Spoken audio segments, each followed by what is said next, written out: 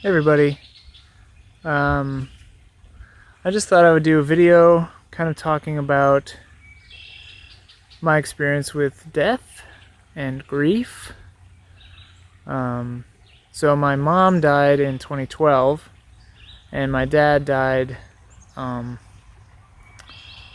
days ago, something, March 24th, and it's Wednesday right now, I think, the 29th when I'm filming this. Yeah, and when my mom went, she was in the hospital recovering from a surgery, but my understanding was that she was getting, gonna get better, so it felt sudden. My dad was diagnosed with cancer about 4.5 years ago.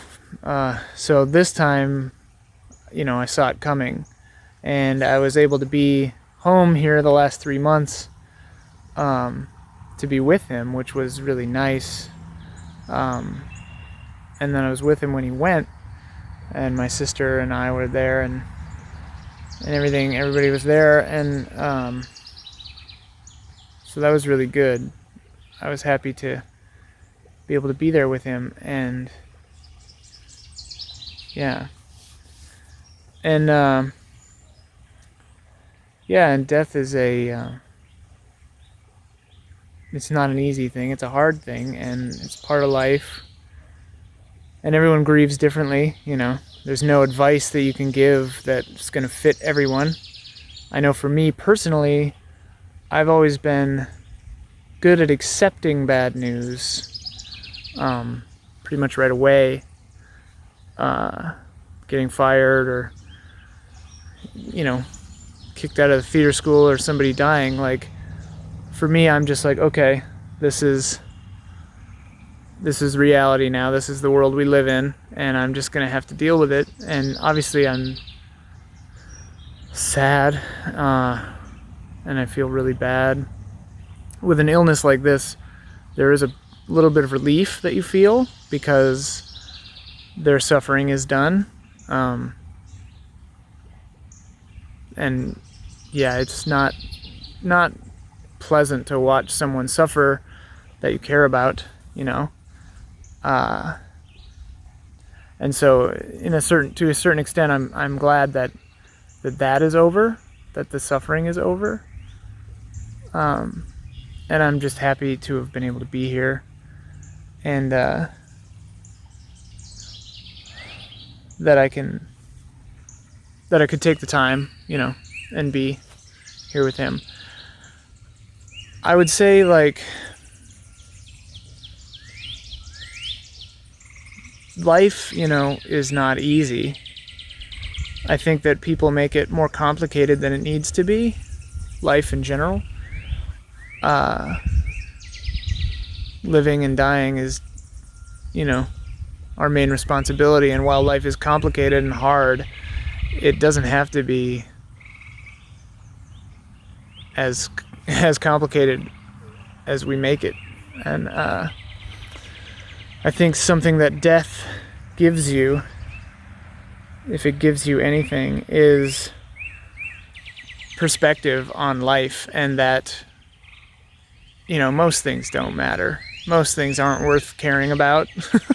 Like, little things like, and like, you have to, if you're going through something like someone's death that's close to you, you kind of have to be patient and generous to an extent when people have other problems that are just not anywhere near as significant. And like, in a way, it's nice. It's like, if you're upset about, some kind of thing like work or, whatever, that's a gift that your life has been fortunate enough that still bothers you, I guess, in a weird way. I don't want that to sound like elitist or not whatever. I don't want that to sound patronizing, I guess. But like, in a way, it's like something that you can, if you find yourself being annoyed at a driver on the road, you can flip it and think to yourself like, oh, what a gift this is, that this is the thing that's bothering me right now. And that you haven't been rocked to the core and become a desiccated husk of your former self. Because, yeah. And it teaches you to value relationships and value time. Like, thankfully I had a good relationship with my mom and a good relationship with my dad. But I think that, friends who tell me like, oh, I'm fighting with my mom or whatever, I'm like, someday she'll be dead. Is it really worth it to waste a year of your life in a feud with a family member or a dear friend, And I mean, like, yeah, obviously some situations are untenable and you should cut loose, especially in cases of abuse. That's not worth salvaging. That person doesn't deserve you, and cut it loose. But like, if your relationship is otherwise good and you're just like pissed about a car, get over it. Like, time is valuable and you don't want to lose someone and have a regret, Thankfully, I don't feel any regrets. There's nothing that I wish I could have said or, wanted to hear. We said it all. We were always very emotionally open with my mom. We would say, I love you all the time. And Dad also. And during this period, that's something, kind of a gift of knowing someone is going to die, is you have the chance to say everything. And so we said everything. And like, I talked to my dad about everything, and like myself and his life and my life and who I am, and he accepted me and I accepted him, and everything was wonderful. And so like,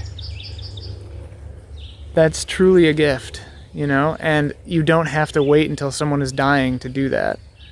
Take the jump and just talk to them about anything. It doesn't have to be something big. It can just be something, whatever, just talk. Don't wait, And it just teaches you, like, it makes everything else seem small. Like, don't sweat the small stuff, Like, it makes you realize, like, almost everything is not worth worrying about. And yeah, when someone dies, it's okay to be angry, and it's okay to question, I mean, I would give the advice to people who are trying to comfort someone who has lost someone. Number one thing is never say everything happens for a reason. Just don't say that. That is not a good thing to say. Even if you believe that, don't say it. Same thing with like all part of God's plan. Same token, it's the same thought process. Don't say it, because on the one hand, don't assault someone with your beliefs and then make them have to coddle you if they don't believe the same thing. But also just like, so what? Like, what reason could there be? Like, you just think, like, when someone says that to you, you just think like, what? Like, how dare you? What possible reason? What possible plan? And thankfully, I am very secure, I guess, in my own belief that, everything is random, everything is chaos. And I think if I believed otherwise, I'd be tearing myself apart, because what reason would there be to like lose your mom and then lose your dad a few years later? And, everyone else I have a huge extended family, huge. Like 68 first cousins, huge.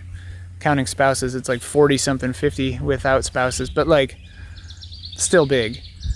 And by and large, like, very few of them have died, and very few of my aunts and uncles have died. Only one, and that was a husband and uncle, whose loss was felt deeply. And it's just like, my mom was the youngest in her family. My dad is third youngest, I believe, on his side. And it's random. That's the answer, like life the greatest gift you can give to yourself is just to accept that everything just happens. Things just happen, and that's fine. And they're not always going to be good. But for me, anyway, I take solace in the fact and the idea that nobody's driving the ship. Personally, that helps me, because it's easier for me to accept that everything just is chaos, because it just makes sense. There's just more sense to it to me, you know. And I mean, people can believe whatever they want. That's great. And I just, whatever. I don't know if I'm rambling or not. I didn't really come into this with a plan. And sadly, I have the experience of knowing kind of the arc that my grief will take, and I accept it right away that this is just how things are, and I'll just be sad forever about it, like that's just how it is. They're always going to be gone. It doesn't go away, but you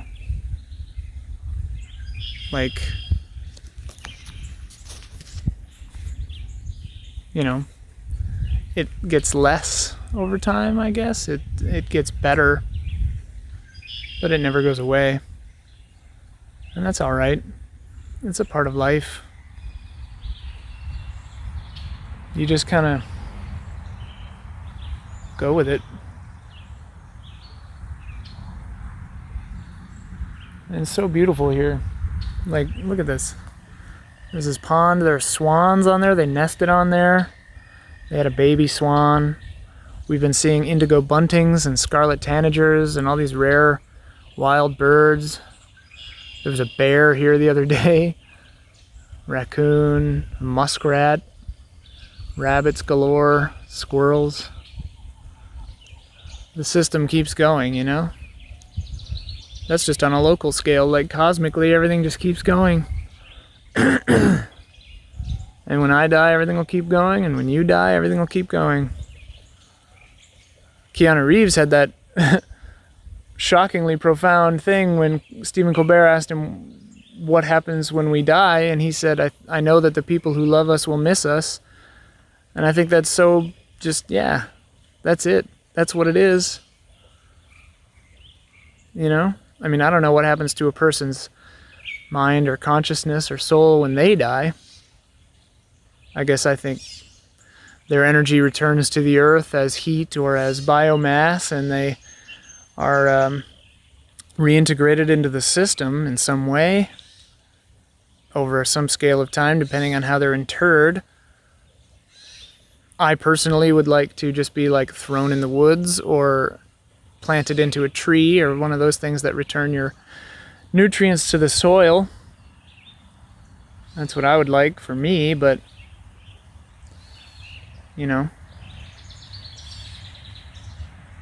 or to be crushed into a diamond and set back in time to give to a fiance as a wedding ring. That would be pretty weird. But yeah. Yeah, but I don't know.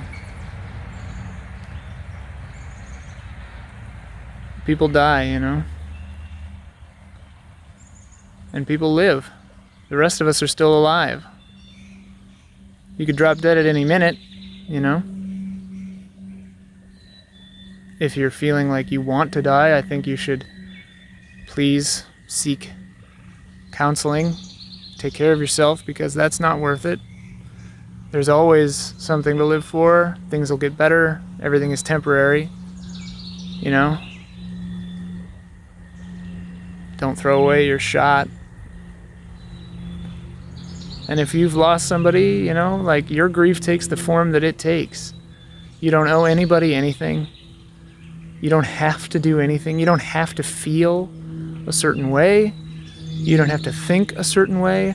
Don't feel guilty if you find yourself feeling relieved, or if you think about, this thing or another thing. Like, Guilt is a waste of time by and large, unless you've actually done something wrong. Shame and guilt and fear and dread and all these things is just like, just a waste of time. Colossal waste of time and energy. So don't waste your time on it. You know, life is short. Use the time you have to its fullest. Try to make the world a better place. Do as well as you can, as long as you can. Make a difference. Yeah. Try to be happy. Thanks.